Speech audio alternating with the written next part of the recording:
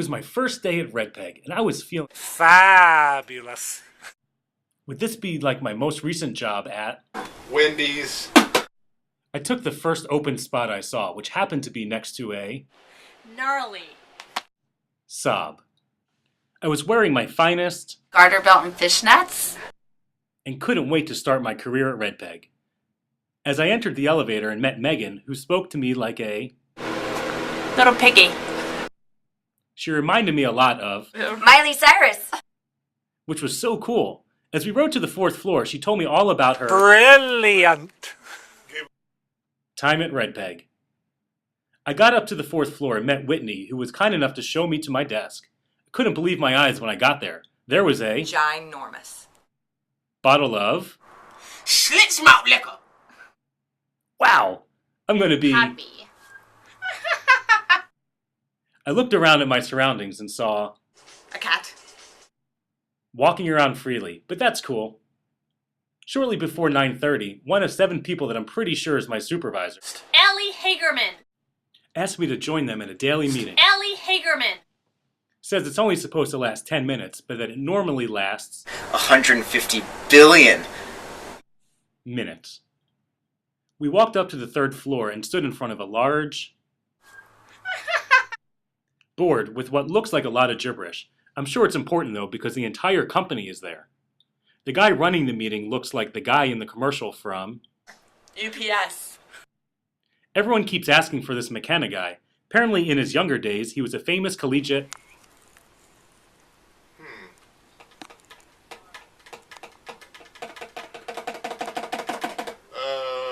Second tier sport would be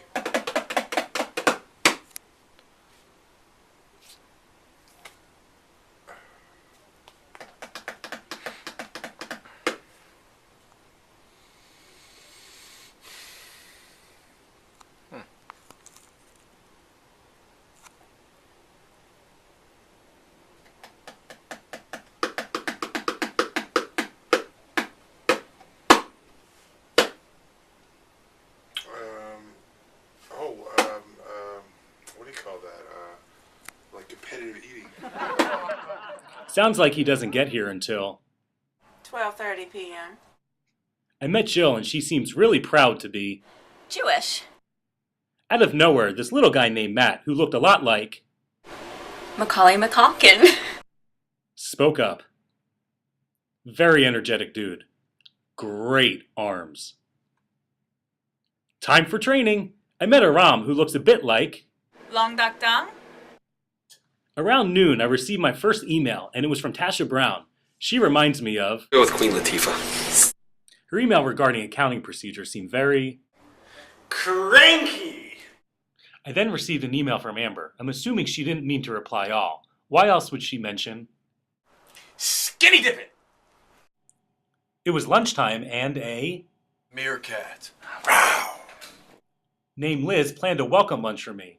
That is where I met Brad, who reminds me of Paulie Del Vecchio, Paulie D with the blowout, yeah. I moved down to the 3rd floor where the staffing folks lived, the supervisor who could pass for Will Smith. and dresses like MC Hammer. Yo. was extremely nice. I peeked around another corner and was staring at a young Mark Twain. Yet he introduced himself as Director Feidelman. I then noticed a very Humongous.